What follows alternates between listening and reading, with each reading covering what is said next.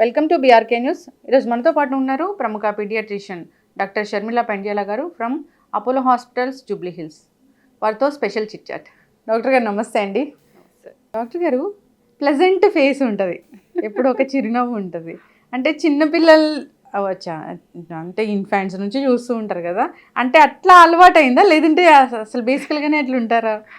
C I think మన ఎవరైనా కానీ face is an index of mind అంటారు. మనం చేసే పని మనకి హ్యాపీనెస్ జాయ్ ఇస్తుంటే స్మైల్ వస్తుంది డెఫినెట్గా. సో పిల్లలతో వర్క్ చేస్తున్నప్పుడు చాలా మంది నా కొలీగ్స్, అంటే మాలో కూడా డిస్కషన్స్ అవుతాయి డాక్టర్స్లో, అబ్బా ఎట్లా భరిస్తారు వాళ్ళందరూ ఏడుస్తూ ఉంటారు కీసర వాసరా అని. సో ఆ ఏడుపులో, ఆ స్మైల్స్లో, వాళ్ళ ప్రాబ్లమ్స్ సాల్వ్ చేయటంలో జాయ్ ఉంటే పీడియాట్రిషియన్ అవ్వాలి. అండ్ ఆ జాయ్ ఫీల్ అయిన వాళ్ళు గుడ్ పీడియాట్రిషియన్స్ అవుతారు. సో నేను జనరల్ పీడియాట్రిక్స్లో ఉండిపోవటానికి మెయిన్ రీజన్ ఒట్టి అబ్నార్మల్ సిక్ బేబీసే కాదు, వెల్ బేబీస్ కూడా చూస్తాము.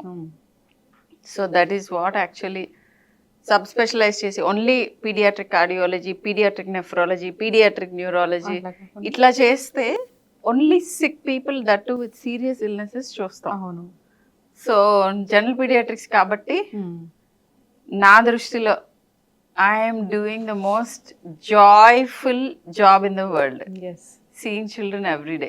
ఇంకా దాన్ని మించి I think this no Joy.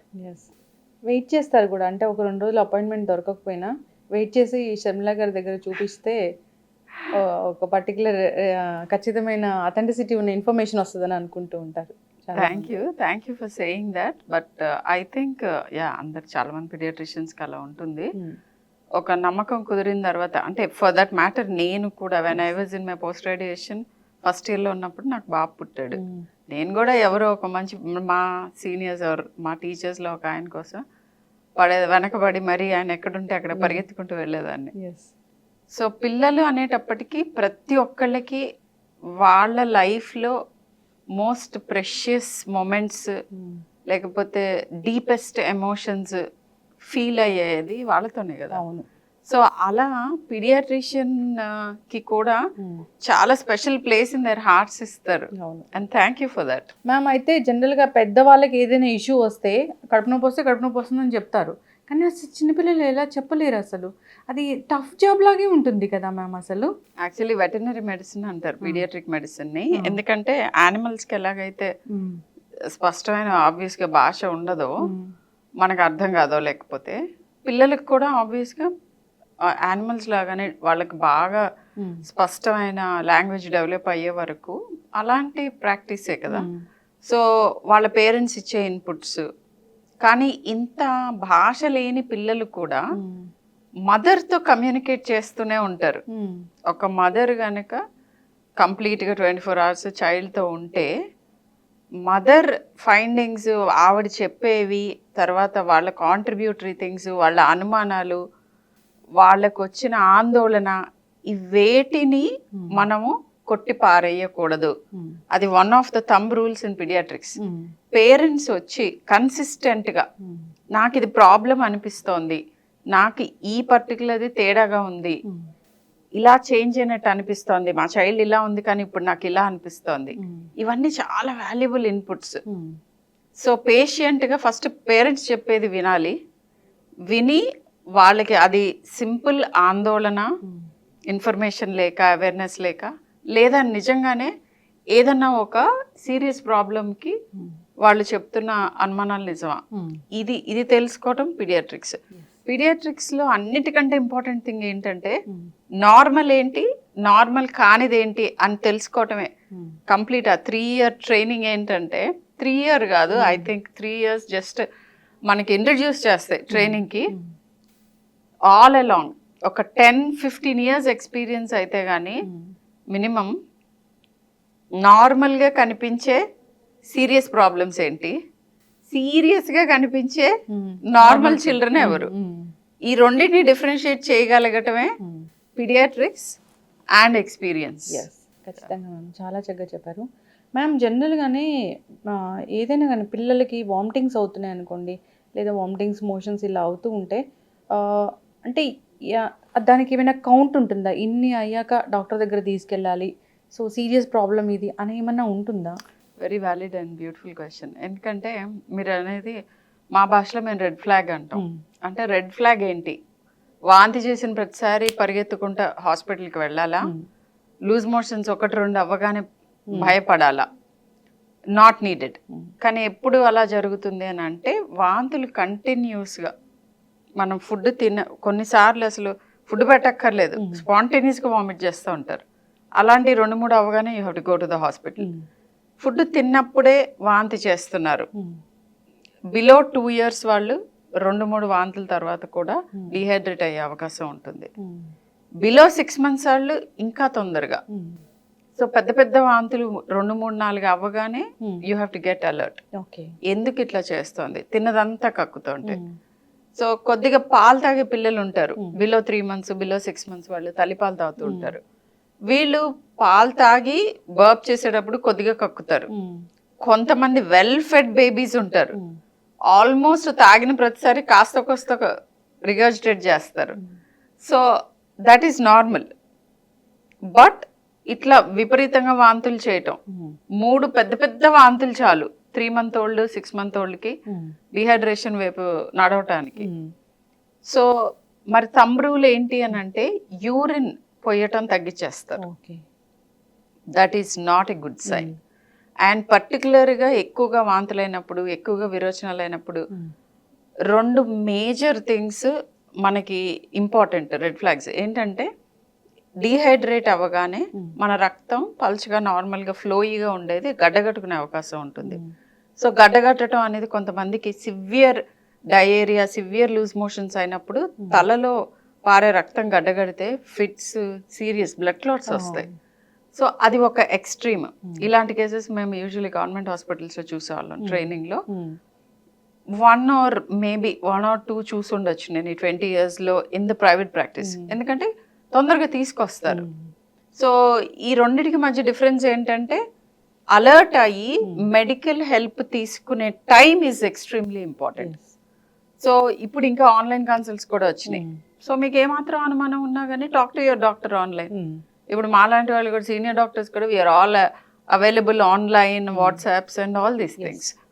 So red flags ఏంటని చెప్తాం. పిల్లడి ఫేస్ చూడగానే డిహైడ్రేట్ అవుతున్నాడా, డిఫరెంట్ సిక్ లుక్ ఉందా అనేది తెలిసిపోతుంది. ఇది ఇంపార్టెంట్. రెండోది విపరీతమైన వాంతులు, విరోచనాలు అయినప్పుడు ఒకటి బ్రెయిన్ నేను చెప్పింది, రెండోది కిడ్నీస్. మనకి బాడీలో ద్రవ పదార్థాలు తగ్గిపోగానే కిడ్నీకి కావాల్సింది ఏంటి, దాని ఫంక్షనింగ్కి కావాల్సింది ఫ్లూయిడ్, రక్తం మంచిగా వెళ్తూ ఉండాలి, దాంట్లో నుంచి మలినాలు తీసుకుంటూ ఉండాలి, మిగతాది యూరిన్ బయటకు పాస్ చేస్తూ ఉంటుంది, మనకు కావాల్సినవి ఉంచేస్తుంది, మిగతాది యూరిన్ ప్రొడ్యూస్ చేస్తుంది.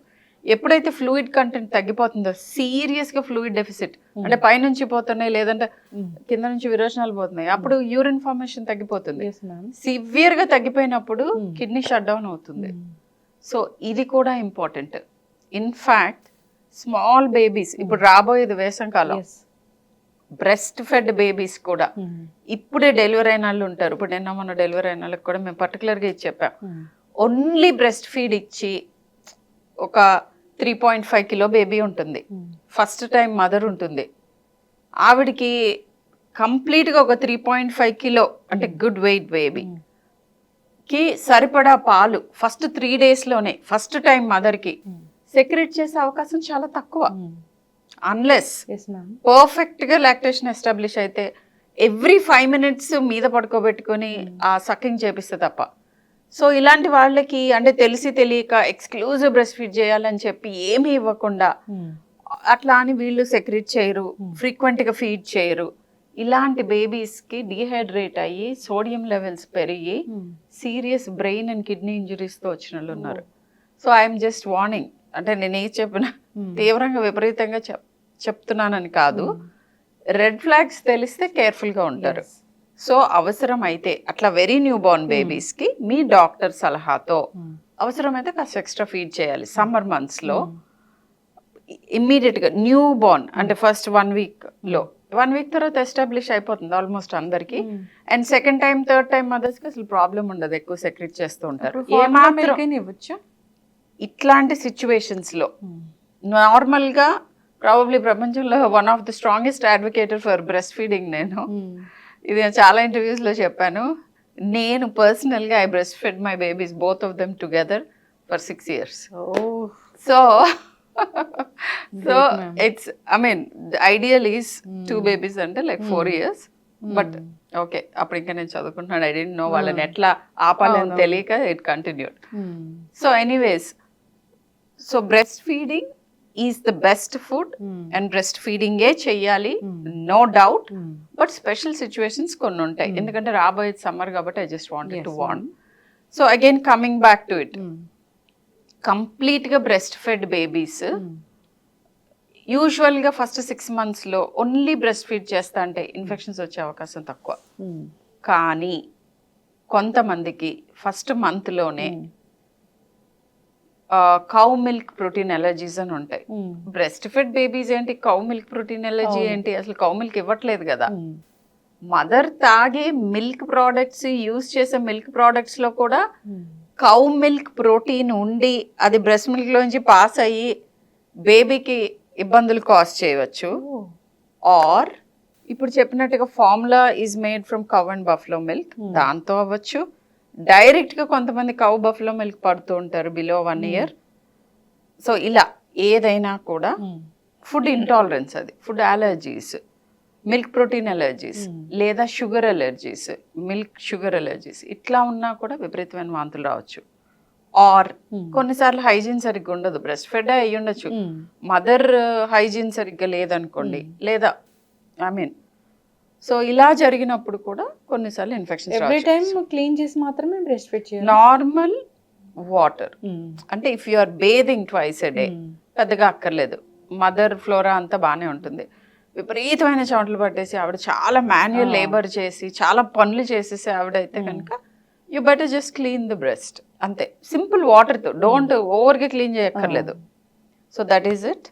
చేతులు కడుక్కోవటం మనం ఏదన్నా పని చేసినప్పుడు, ఎందుకంటే బేబీని హోల్డ్ చేస్తారు, బేబీని ముద్దులు పెడతారు, బేబీని ముట్టుకుంటారు, ఇవన్నీ చేయాలి.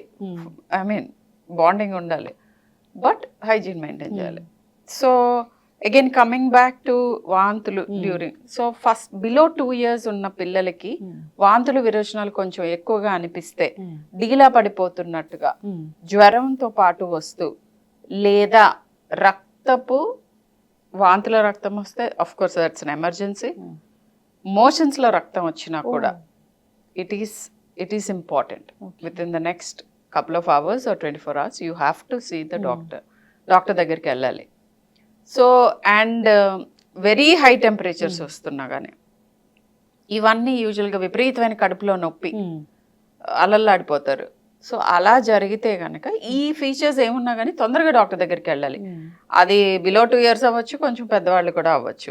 అంటే వాళ్ళకి కడుపులో నొప్పి వస్తుందని మనకి ఎట్లా తెలుస్తుంది? చిన్న బేబీస్కి, I think that was your question. So గట్టిగా ఎక్కువగా ఏడుస్తూ ఉంటారు, సివియర్ క్రయింగ్ ఎపిసోడ్స్ వస్తున్నాయి పిల్లలకి సడన్గా లెస్ దాన్ 2 years కంటే. చెవిలో నొప్పి ఉంటుంది లేదా కడుపులో నొప్పి ఉంటుంది. కడుపులో నొప్పి అని ఎలా తెలుస్తుంది అంటే మిగతా ఫీచర్స్ ఉంటాయి. ఏంటి, వాంతులన్నా చేస్తూ ఉంటారు, విరోచనాలన్నా చేస్తూ ఉంటారు, లాట్ ఆఫ్ గ్యాస్ పాస్ చేస్తూ ఉంటారు. సో ఇవి ఏవి జరిగినా ప్లస్ ఎక్సెసివ్ క్రయింగ్ ఉంది అంటే మోస్ట్లీ కడుపు, ఇంటెస్టైన్. ఇన్ఫాక్ట్ పెద్ద పిల్లలకు కూడా కడుపులో నొప్పి అని చెప్తున్నారంటే లార్జ్ ఇంటెస్టైన్ ఇన్వాల్వ్మెంట్ అయిపోయింది అని అర్థం. ఎక్కువగా ఓన్లీ వాంతులు చేస్తున్నారు అని అంటే కడుపు కానీ ప్యాంక్రియాస్ కానీ ఎఫెక్ట్ అయినట్టు.